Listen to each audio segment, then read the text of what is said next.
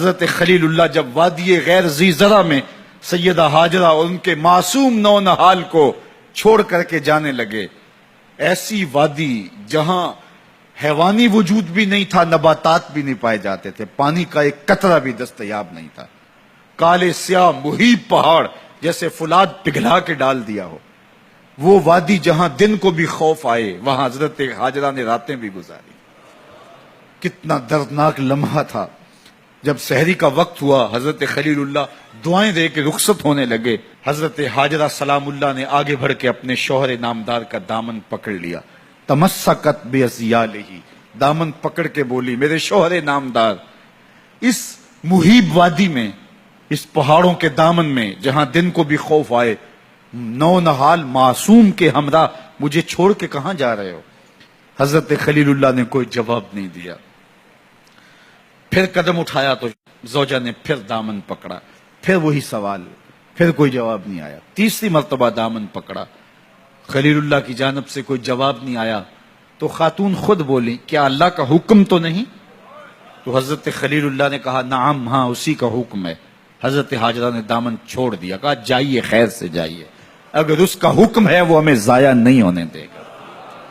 جہاں دن نہیں گزارے جا سکتے تھے، پھر اس خاتون نے وہاں راتیں بھی کاٹی۔ وہ وادی جس میں وحشت بھی قدم رکھتی تھی ڈر ڈر کے، جہاں پھرتے تھے آوارہ تھپیڑے بادے سر سر کے، جہاں پر گھاس اگتی ہے، جہاں نہ پھول کھلتے ہیں، مگر وہ سرزمین ہے آسماں بھی جھک کے ملتے ہیں۔ اپنی پاک باز بیوی اور نونہال بیٹے کو چھوڑ کے حضرت خلیل اللہ دعائیں دے کے رخصت ہو گئے۔ تھوڑا سا توشہ تھا، 2-1 دن کے بعد ختم ہو گیا۔ پھر ماں کی چھاتی سے دودھ بھی خشک ہو گیا، نونہال پیاس سے تڑپنے لگا۔ ماں تو پھر ماں ہوتی ہے، تڑپتی ہوئی ممتا کا دل بے قرار ہوا۔ ایک پتھر کے سائے میں معصوم اسماعیل علیہ السلام کو لٹایا اور پانی کی تلاش میں جبل صفا پہ چڑھی۔ اطراف میں آسمانوں کی طرف دیکھا، کہیں کوئی پرندے اڑتے دکھائی دیں اور پانی کا نشان ملے اور میں وہاں سے بیٹے کے لیے 2 بوند لے آؤں، لیکن کچھ دکھائی نہیں دیا۔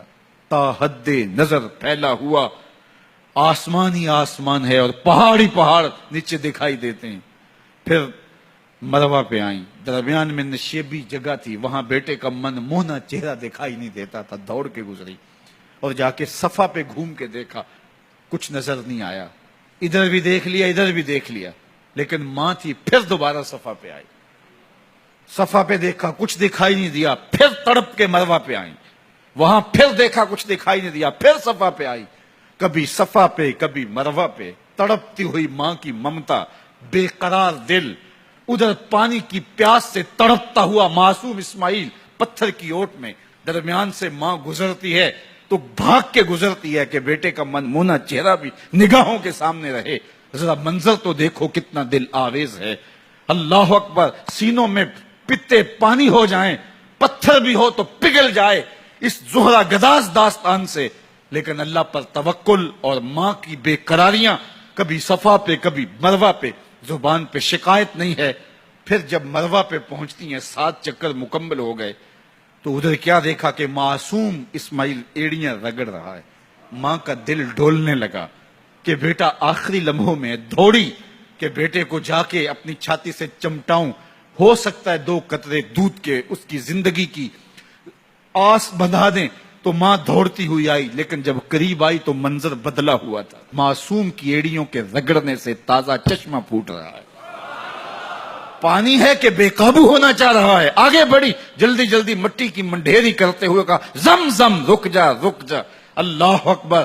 ہاجرہ سلام اللہ علیہا نے حضرت اسماعیل کی محبت اور اپنے رب پر توکل کی انوکھی اور البیلی داستان رقم کی، کہا ہاجرہ تو نے بھی حد کر دی، لیکن قیامت تک تیری راہوں کو بھی جلوہ گاہ بنا دیں گے۔ یہاں نبی بھی دوڑیں گے، ولی بھی دوڑیں گے، غوث بھی دوڑیں گے، کتب اور ابدال بھی دوڑیں گے، شہنشاہ بھی دوڑیں گے، کج کلا بھی دوڑیں گے۔ یہ دوڑنا ہم عبادت بنا دیں گے، حتیٰ کہ امام الانبیاء بھی ان راہوں کی سائی کرتے رہے۔